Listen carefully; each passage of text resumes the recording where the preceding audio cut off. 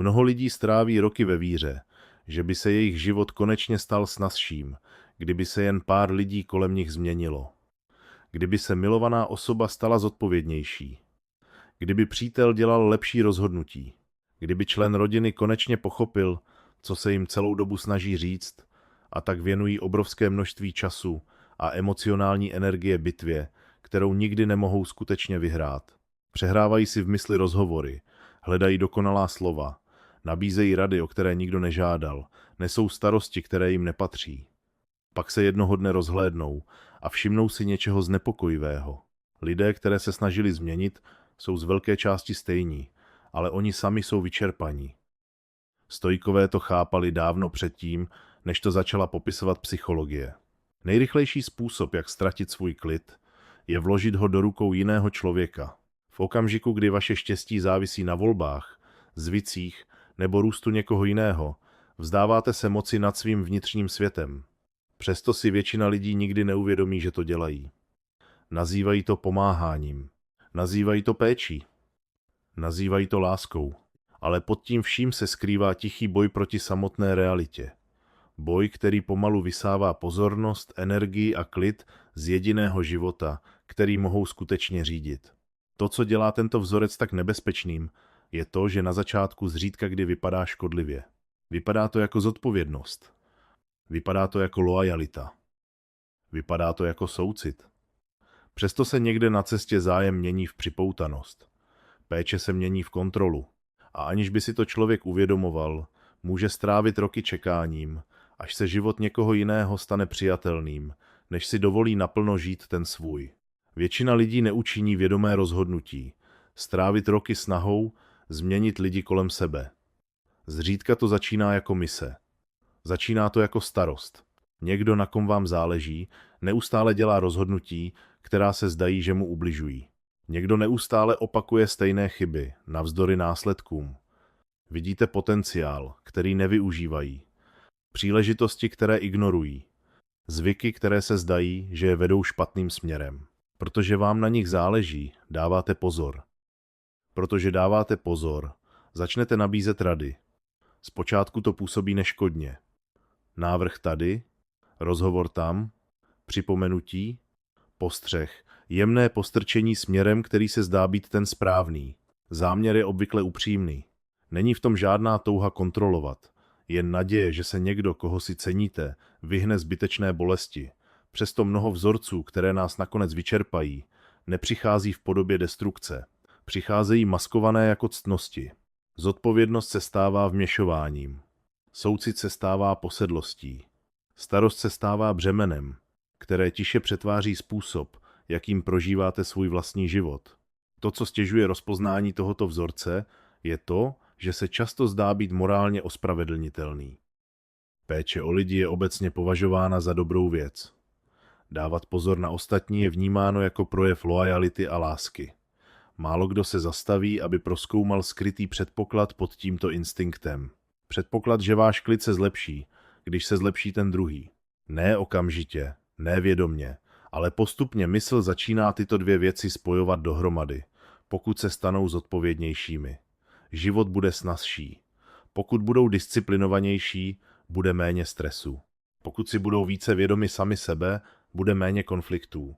Pokud konečně pochopí, co se jim snažíte vysvětlit, všechno zapadne na své místo. Aniž byste si to uvědomovali, vaše emocionální pohoda se stává spojenou s okolnostmi zcela mimo vaši pravomoc. Tady začíná zakořeňovat frustrace. Ne proto, že ten druhý nutně dělá něco špatně, ale protože jste vstoupili do nevyhratelného uspořádání s realitou. Váš klid závisí na jejich volbách. Váš klid závisí na jejich růstu. Váš pocit pokroku závisí na jejich ochotě se změnit. Stoikové to chápali dávno předtím, než to začala popisovat psychologie. Věděli, že utrpení často začíná, když se upneme na výsledky, kterým nemůžeme poroučet. Vliv není kontrola. Rozhodnutí jiného člověka mohou ovlivnit váš život, ale nepatří vám. Jejich myšlenky patří jim. Jejich zvyky patří jim. Jejich priority patří jim. V okamžiku, kdy na tento rozdíl zapomenete, začnete nést váhu, která nikdy nebyla určena pro vaše ramena. Přesto to mysl zřídka kdy přijme okamžitě. Stále hledá dokonalý argument, dokonalý příklad, dokonalý okamžik jasnosti, který konečně přiměje toho druhého vidět to, co se nám zdá zřejmé. Každý neúspěšný pokus vytváří stejnou iluzi, že ještě jeden rozhovor konečně všechno změní. Možná bylo špatné načasování, možná bylo vysvětlení neúplné, možná prostě potřebují ještě jednu příležitost, aby to pochopili. A tak cyklus pokračuje. Více úsilí, více analýz, více emocionálních investic. Přesto výsledek zůstává z velké části nezměněn. Co začalo jako starost, se pomalu stává očekáváním. A očekávání nevyhnutelně vytváří napětí. Kdykoliv realita odmítá spolupracovat, začne se dít něco jemného. Rozhovory přestanou působit jako rozhovory. Začnou působit jako hodnocení. Nasloucháte ne proto, abyste pochopili, ale abyste posoudili pokrok. Každá interakce se stává důkazem. Důkazem pokroku nebo důkazem, že se nic nezměnilo. Dobré zprávy působí povzbudivě, protože naznačují pohyb. Zklamávající zprávy působí frustrujícně, protože naznačují stagnaci. Vztah se postupně filtruje přes optiku korekce. I okamžiky, které by měly vytvářet spojení, se stávají příležitostmi k měření změny. To je důvod, proč se tolik lidí cítí emocionálně vyčerpaných, přestože věří, že pomáhají. Jejich pozornost už není v přítomnosti. Je upřena na budoucí verzi jiného člověka, verzi, která možná nikdy nebude existovat. Cena za to je větší, než si většina lidí uvědomuje. Když je vaše zaměření pohlceno vývojem někoho jiného, váš vlastní život se tiše přesouvá do pozadí. Energie, která by mohla být investována do vašeho charakteru, vaší disciplíny, vašich cílů, vašeho zdraví a vašeho růstu, je přesměrována jinam. Hodiny mizí ve starostech. Dny mizí ve frustraci. Roky mizí v čekání. Čekání na to, až se někdo jiný stane osobou, o které věříte, že by jí měl být. Mezitím vaše vlastní příležitosti zůstávají nedotčeny. To je jeden z důvodů, proč stoikové kladli takový důraz na navrácení pozornosti k sobě samému, ne ze sobectví, ale z praktičnosti. Jediný život, který můžete přímo utvářet, je ten váš. Možná tím nejtěžším poznáním je, že utrpení nepramení z toho, že se ten druhý odmítá změnit. Pramení z přesvědčení, že se změnit musí. Jakmile se toto přesvědčení uchytí, každý nezdar působí osobně. Každé zklamání působí významně. Každá opakovaná chyba působí jako překážka stojící mezi vámi a klidem. Přesto klid nikdy nečekal na druhé straně jejich transformace. Klid čekal na druhé straně vašeho přijetí. Jak poznamenal Epiktétos, využijte co nejlépe to, co je ve vaší moci, a zbytek berte tak, jak přichází. Přijetí, že jiná lidská bytost má svou vlastní mysl, svou vlastní cestu a svůj vlastní časový plán. Přijetí, že růst nelze vynutit, vypůjčit si, vyjednat nebo vnutit. Lze si ho pouze vybrat. Je tu ještě jeden důvod, proč se tento zvyk stává tak pohlcujícím a není vždy snadné ho vidět, protože se často maskuje jako zodpovědnost. Když je pozornost neustále směřována k chování někoho jiného, zbývá jen velmi málo prostoru k prozkoumání toho našeho. Mysl se zaměstná. Má projekt, na kterém musí pracovat, problém, který musí řešit, situaci, kterou musí sledovat. Na povrchu to působí produktivně. Je v tom zapojeno úsilí. Je v tom zapojena starost. Je v tom zapojena emocionální investice. Přesto samotné úsilí nezaručuje pokrok. Člověk může strávit roky intenzivním přemýšlením o životě někoho jiného, zatímco ve svém vlastním neudělá téměř žádný posun. To je jedna z nejjemnějších pastí, do kterých může člověk spadnout. Mysl zaměňuje starost za přínos, pozorování za akci, emocionální zapojení za smysluplný růst. Někdo může strávit hodiny diskusemi o problémech jiného člověka a na konci dne se cítit vyčerpaný. Vyčerpání je přesvědčí, že tvrdě pracovali. V jistém smyslu ano, ale co se ve skutečnosti zlepšilo? Vyčerpání není vždy důkazem pokroku. Někdy je to prostě důkaz, že byla vynaložena energie. Cíl je stejně důležitý jako úsilí. Energie směřovaná k tomu, co nelze kontrolovat, zřídka kdy přináší výsledky, v které doufáme. To se stává ještě komplikovanějším, protože tento proces často působí ctnostně. Lidé si říkají, že pomáhají, podporují, že jim na tom příliš záleží, než aby se odvrátili. Přesto nás touha napravovat ostatní někdy chrání před nepohodlím při napravování sebe sama. Pohled do nitra vyžaduje upřímnost. Vyžaduje to čelit oblastem života, kde je potřeba zlepšení. Vyžaduje to přiznat si chyby, slabosti a promeškané příležitosti. Ve srovnání s tím je zaměření na nedostatky jiného člověka snazší. Jejich nedostatky jsou viditelné. Jejich chyby se zdají být zřejmé.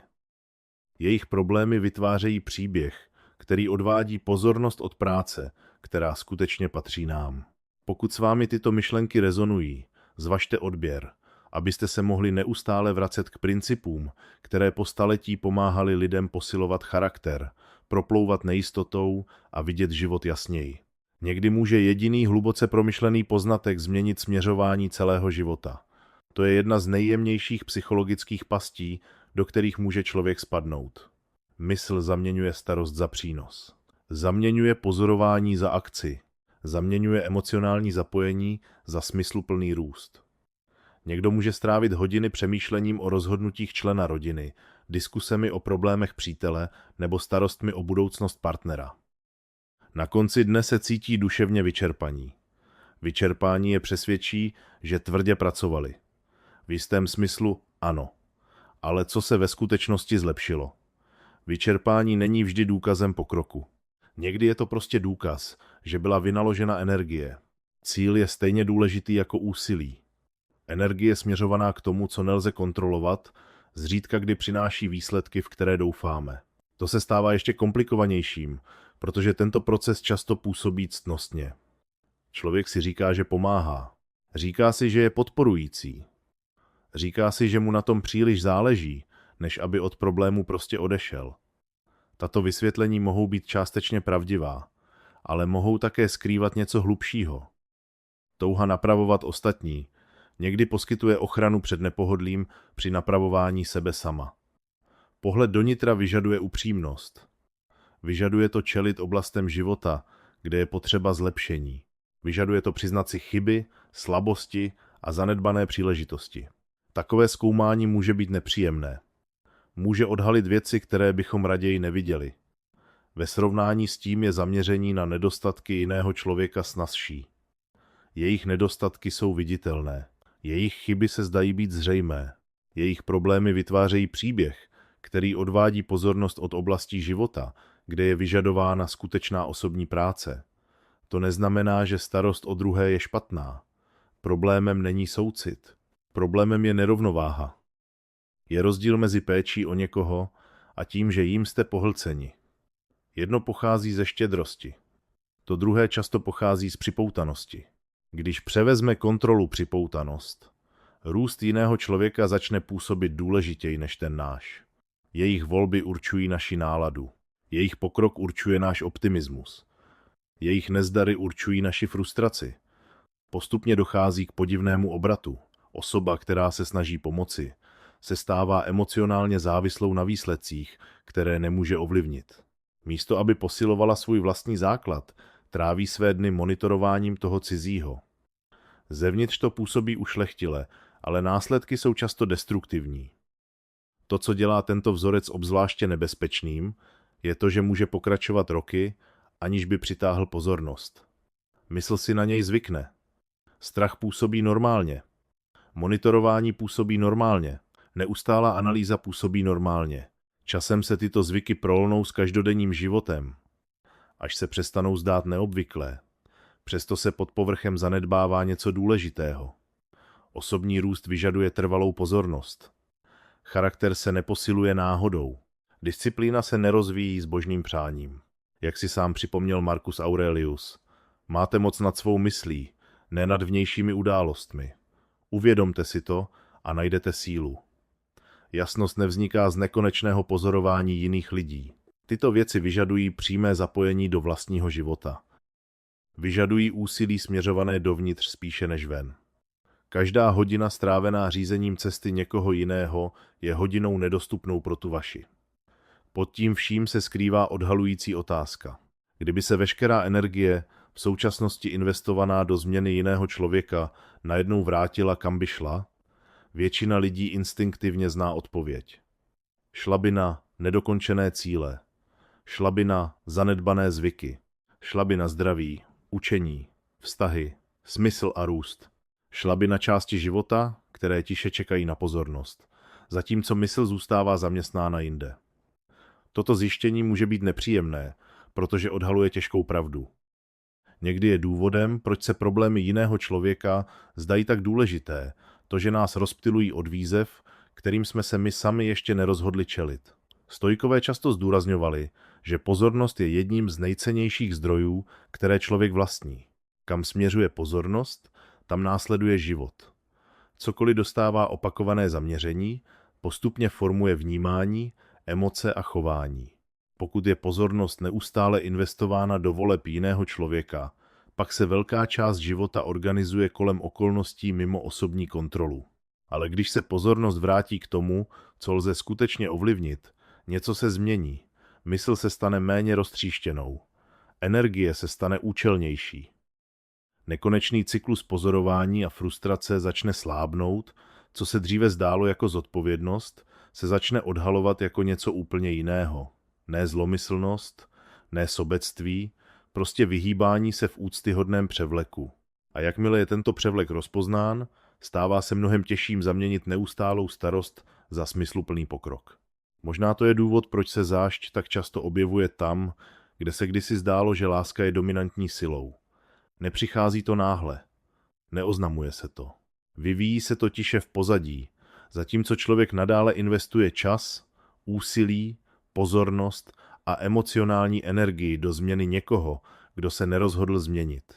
Zpočátku je tu trpělivost. Pak je tu starost. Po ní následuje frustrace. Nakonec se začne objevovat jemný pocit nároku. Nenutně nárok v obvyklém smyslu, ale víra, že tolik úsilí by mělo přinést nějaký viditelný výsledek. Na rozhovorech by mělo záležet, na radách by mělo záležet, na obětech by mělo záležet, na péči by mělo záležet. Když uplynou měsíce nebo roky a požadované změny se nedostaví, začne se pod povrchem hromadit zklamání. Zklamání je zřídka kdy namířeno pouze na původní problém. Pomalu se připojuje k samotné osobě, aniž by si to člověk uvědomoval. Vztah, který byl postaven na náklonnosti, začne nést váhu očekávání. Tento posun je snadné pochopit z psychologického hlediska. Lidské bytosti přirozeně hledají návratnost investice.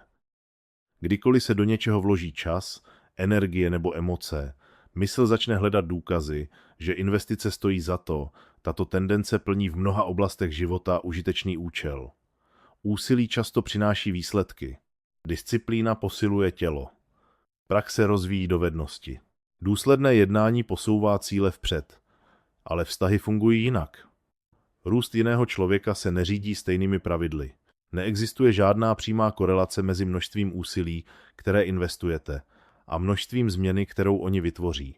Přesto mnoho lidí nadále jedná, jako by takový vztah existoval. Věří, že dostatek trpělivosti, dostatek vedení, dostatek povzbuzení nebo dostatek vytrvalosti nakonec vytvoří výsledek, který chtějí.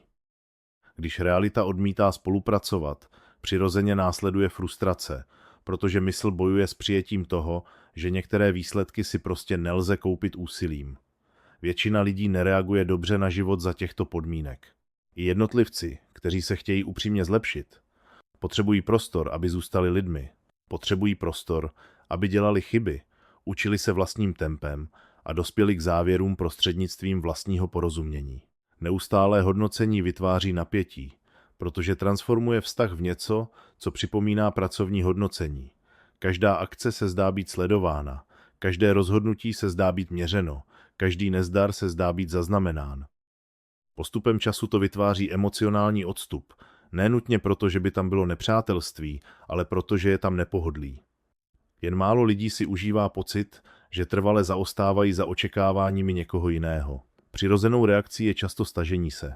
Stávají se méně otevřenými, méně komunikativními, méně ochotnými sdílet, co se děje v jejich životech. Vztah začíná ztrácet pocit bezpečí, který kdysi umožňoval upřímnosti rozkvést. Co to činí obzvláště bolestivým, je to, že osoba, která se snaží napravovat, se často cítí zmatená výsledkem. Věří, že byli velkorysí. Věří, že byli trpěliví. Věří, že jednali z lásky. V mnoha případech jsou všechny tyto věci pravdivé. Přesto může láska smíchaná s neustálým opravováním přinést nezamýšlené následky.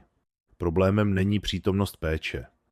Problémem je neschopnost oddělit péči od kontroly. Upřímná péče umožňuje druhému člověku důstojnost volby. Kontrola se snaží nasměrovat tyto volby k preferovanému výsledku. Hranice mezi těmito dvěma může být překvapivě těžko viditelná, zvláště když záměry zůstávají upřímné. Mnoho lidí stráví roky překračováním této hranice, aniž by si to uvědomovali, protože se plně soustředí na cíl, a ne na prožitek člověka, který kráčí vedle nich. To je důvod, proč se tolik vztahů ocitá v pastech cyklů, které se zdají nemožné vyřešit. Jedna osoba neustále tlačí, druhá se neustále stahuje. Vyvíjí se větší tlak, objevuje se větší odpor. Oba jedinci začnou být frustrovaní. Oba se cítí nepochopeni. Oba věří, že jednají rozumně. Přesto ani jeden z nich neuznává hlubší problém pod povrchem. Boj už není o původním problému. Stal se bojem o vlastnictví. Vlastnictví voleb. Vlastnictví růstu. Vlastnictví směru. Čím více se jedna osoba snaží nárokovat si toto vlastnictví, tím zuřivěji má ta druhá tendenci ho chránit. Nakonec se začne objevovat obtížné zjištění. Žádné úsilí nedává pravomoc nad cestou jiného člověka. Jejich lekce zůstávají jejich. Jejich chyby zůstávají jejich. Jejich růst zůstává jejich. Přijetí tohoto může být nepříjemné, protože to vyžaduje vzdát se iluze vlivu, kterou si mnoho lidí neslo po celá léta. Přesto to také vytváří něco cenného. Vytváří to svobodu. Ve chvíli, kdy se k rozvoji jiného člověka přestane přistupovat jako k osobní zodpovědnosti, zášť začne ztrácet své palivo, očekávání začnou měknout, vztahy začnou znovu dýchat. To, co zůstává, není lhostejnost a není to ani stažení se. Je to respekt. Respekt k realitě, že se každá lidská bytost musí nakonec sama rozhodnout, kým se stane, a žádné množství lásky za ní nemůže toto rozhodnutí učinit. To je důvod, proč tolik pokusů o vynucení růstu končí frustrací. Úsilí se zaměřuje na špatnou část procesu. Zaměřuje se na poskytování odpovědí, když skutečnou překážkou je připravenost. Připravenost nelze poskytnout zvenčí. Vyvíjí se vnitřně prostřednictvím zkušeností, reflexe, důsledků a osobního uvědomění. Každá lidská bytost k těmto okamžikům dospěje ve svém vlastním čase. Někteří dospějí rychle, jiným to trvá roky, někteří nedospějí nikdy. Jak poznamenal Sokrates, nemohu nikoho nic naučit. Mohu je jen přimět přemýšlet. Může být těžké to přijmout, protože to zpochybňuje uklidňující víru, že dostatek úsilí může vyřešit každý problém. Ve skutečnosti existují limity vlivu. Můžete nabídnout pohled na věc. Můžete poskytnout podporu. Můžete sdílet to, co jste se naučili. Ale nemůžete rozhodnout, kdy je ten druhý připraven to slyšet. Toto rozhodnutí patří zcela jemu. Ironií je, že přijetí tohoto faktu často vytváří lepší vztahy. Tlak začne mizet. Rozhovory se stanou lehčími. Lidé přestanou mít pocit, že jsou řízeni a začnou se cítit respektováni. Místo aby komunikovali s projektem, který potřebuje zlepšení.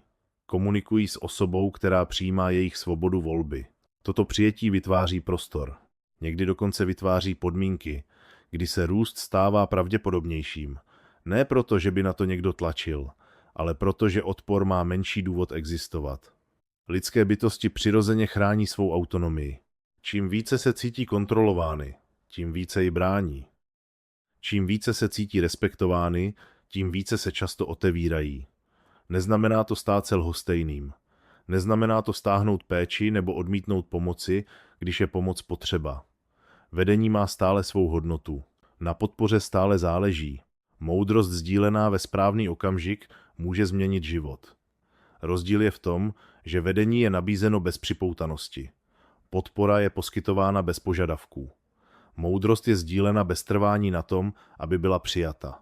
V tomto přístupu je klid, protože si uvědomuje, kde končí zodpovědnost. Můžete nabídnout mapu, ale nemůžete po té cestě jít za druhého. Můžete ukázat na dveře, ale nemůžete nikoho donutit je otevřít. Můžete osvětlit možnosti, ale nemůžete si vybrat jejich jménem. Jedním z důvodů, proč lidé zůstávají v tomto vzorci tak dlouho uvězněni, je to, že pustit se toho se zdá být nebezpečné. Na intelektuální úrovni možná chápou, že nemohou kontrolovat volby jiného člověka. Možná souhlasí s tím, že každý jednotlivec je zodpovědný za svůj vlastní život. Přesto, když nastane okamžik, kdy mají přestat zasahovat, přestat monitorovat a přestat nést zodpovědnosti, které nikdy nebyly jejich, často se objeví hluboký pocit strachu. Mysl okamžitě začne vytvářet scénáře. Co když se věci zhorší? Co když nikdo nezakročí? Co když ta osoba bude i nadále dělat chyby? Co když se nikdy nezmění? Tyto obavy se mohou zdát opodstatněné, protože jsou obvykle spojeny s lidmi, na kterých nám upřímně záleží. Strach nepramení z krutosti. Pramení z připoutanosti. Připoutáme se k přesvědčení, že naše zapojení brání katastrofě.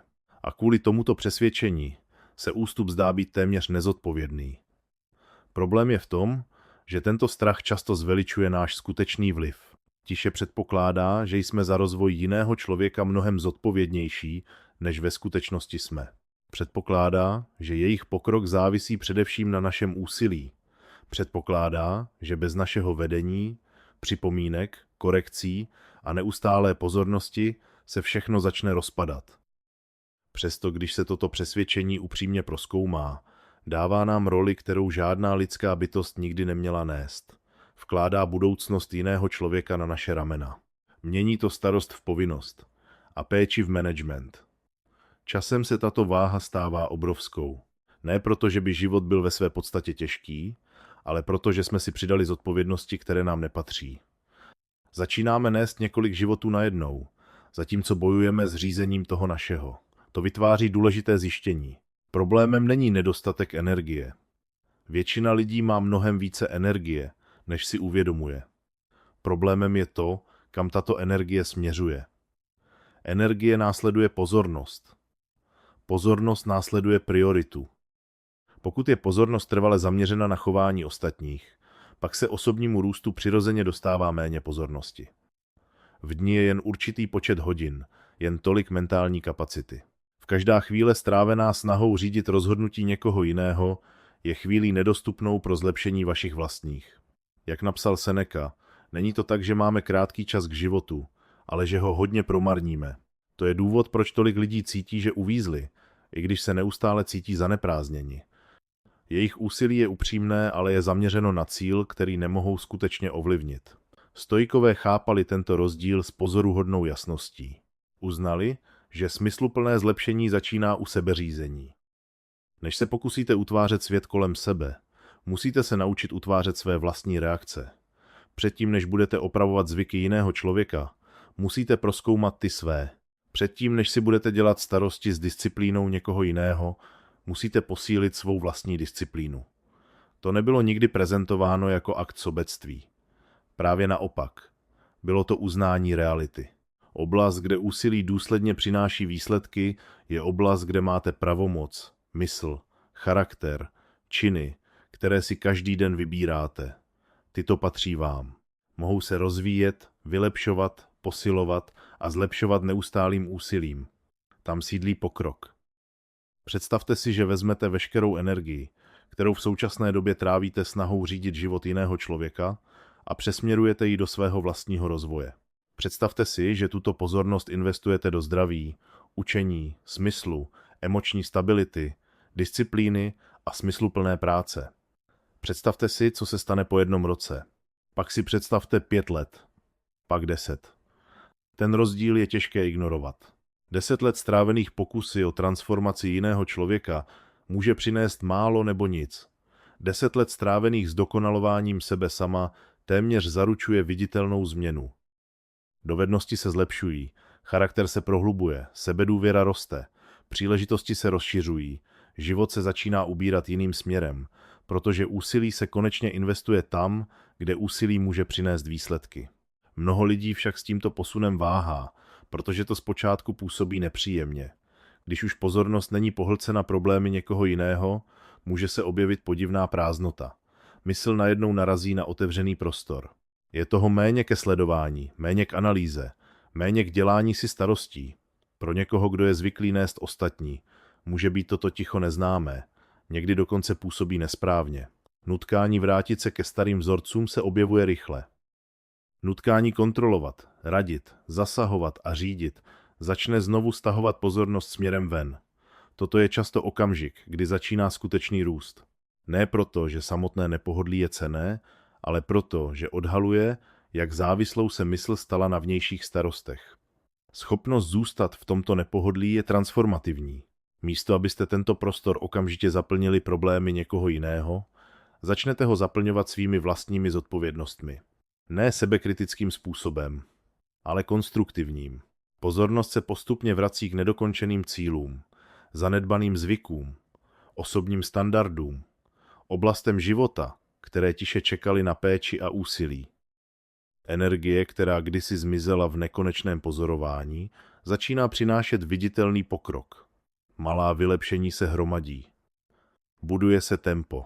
Pocit bezmoci, který často provází snahy o změnu jiných, začíná slábnout, protože pozornost je konečně zaměřena na něco vnímavého.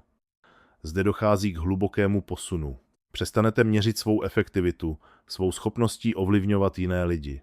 Začnete jim měřit svou schopností ovládat sám sebe. Těžiště se přesune z výsledků, které nemůžete ovlivnit, na akce, které můžete ovlivnit. Nekonečný boj o řízení cesty jiného člověka začíná ztrácet na přitažlivosti, protože se objevila smysluplnější výzva. Váš vlastní růst, váš vlastní charakter, váš vlastní život. A na rozdíl od bitev vybojovaných v mysli někoho jiného, je to ta, kde má úsilí moc vytvořit skutečnou a trvalou změnu. Když konečně přestanete nést zodpovědnosti, které nikdy nebyly v první řadě vaše, stane se něco nečekaného. Většina lidí předpokládá, že okamžitým výsledkem bude úleva, ale takhle ten proces obvykle neprobíhá. První zkušeností je často nepohodlí. Je to zvláštní pocit, že je něco důležitého zanedbáváno. Mysl, která strávila měsíce nebo roky monitorováním rozhodnutí jiného člověka, se najednou ocitne bez známého úkolu. Touha zasáhnout zůstává silná. Přemýšlíte o odeslání ještě jedné zprávy, o ještě jednom rozhovoru, o poskytnutí ještě jedné rady, která by konečně mohla přinést změnu. Starý zvyk nezmizí přes noc, protože to nikdy nebylo jen chování. Byl to způsob vztahování se ke světu. Byl to způsob, jak se cítit užitečným, zodpovědným a zapojeným. Odvrácení se od tohoto vzorce může být zpočátku zneklidňující, protože mysl interpretuje absenci kontroly jako formu rizika, jak napsal Marcus Aurelius. Pokud vás trápí cokoliv vnějšího, ta bolest není způsobena věcí samotnou, ale vaším odhadem o ní.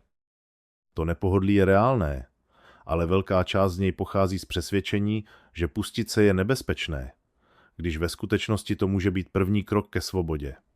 Toto nepohodlí mnoho lidí překvapí.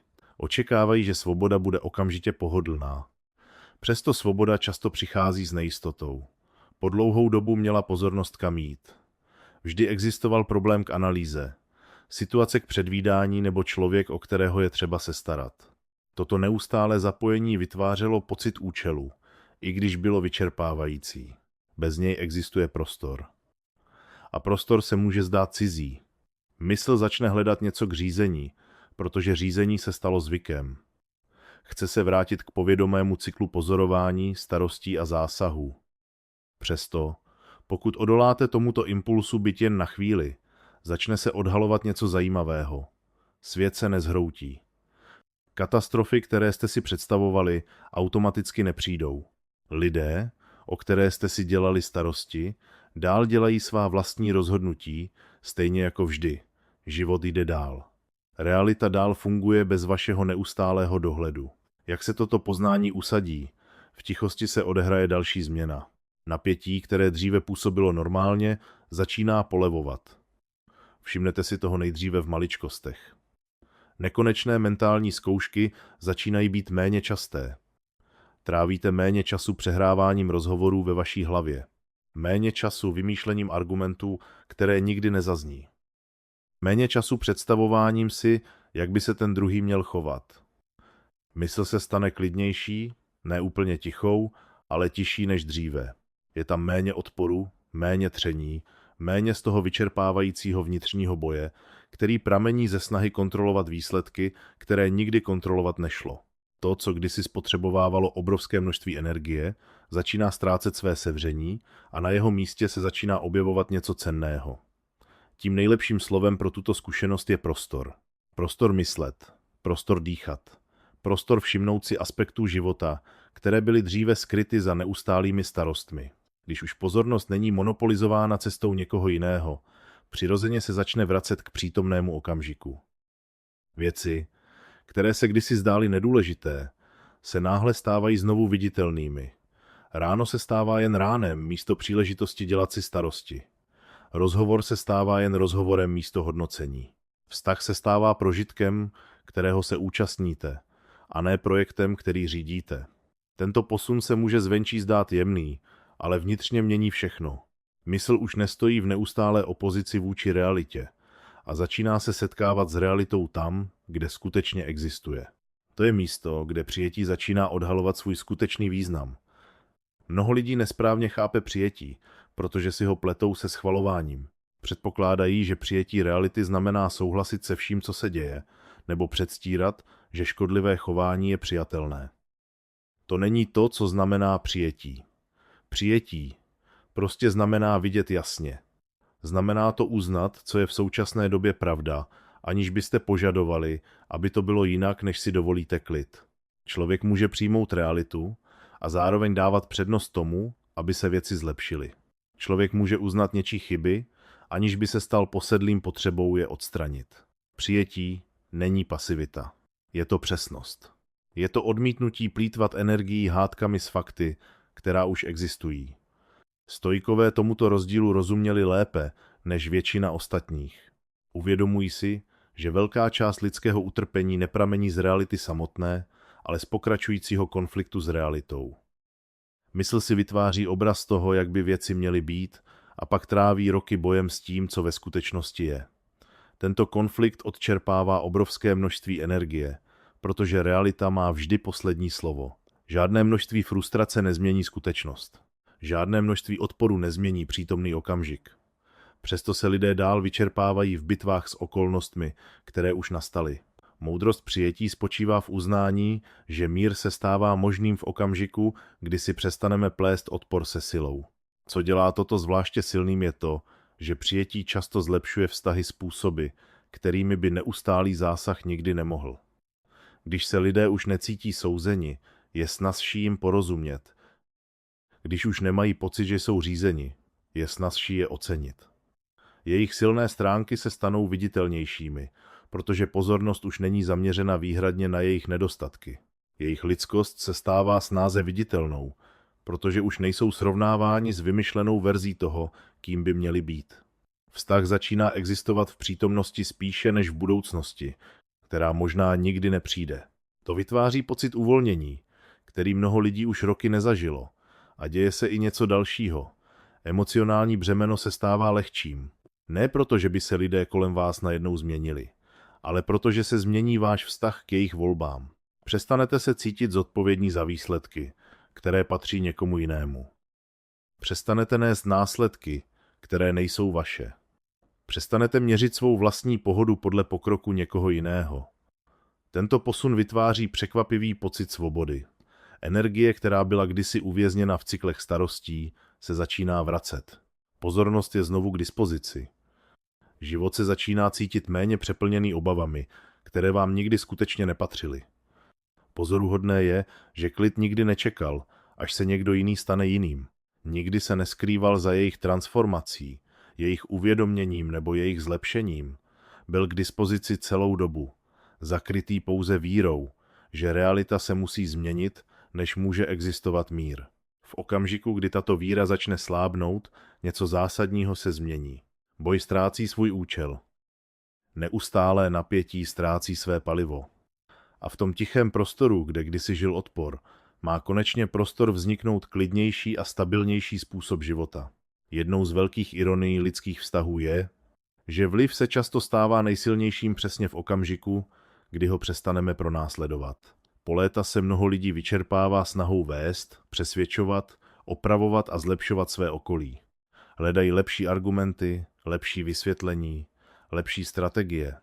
Věří, že pokud budou dokázat komunikovat efektivněji, konečně vytvoří tu změnu, ve kterou doufali. Přesto čím víc tlačí, s tím větším odporem se často setkávají. Z rad se stává hluk, z povzbuzení se stává tlak. Ze starosti se stává zasahování. To, co zamýšleli jako podporu, začne mít opačný účinek. Pak se stane něco nečekaného. Zastaví se. Ne proto, že by jim na tom už nezáleželo, ale proto, že konečně chápou limity své role. Jak učil Epiktétos, žádný člověk není svobodný, pokud není pánem sebe sama. A jakmile zmizí toto neustálé úsilí řídit ostatní, pozornost se vrátí na jediné místo, kde je možné skutečné mistrovství. Odtud se celá dynamika začíná měnit. Zpočátku je změna nenápadná. Neexistují žádná dramatická oznámení, žádná velká prohlášení. Život se prostě stane tišším. Nekonečné pokusy nasměrovat cestu někoho jiného ustupují do pozadí. Energie, která byla dříve vynakládána na sledování jiných lidí, se začíná vracet ke svému zdroji. Pozornost se obrací dovnitř. Priority se vyjasňují. Místo toho, aby se soustředil na to, kým by se měl stát někdo jiný, začne si člověk klást náročnější otázky sám sobě. Jak se mohu stát více disciplinovaným? Jak se mohu stát trpělivějším? Jak se mohu stát spolehlivějším, soustředěnějším, ukotvenějším? Tyto otázky vyvolávají jiný druh úsilí.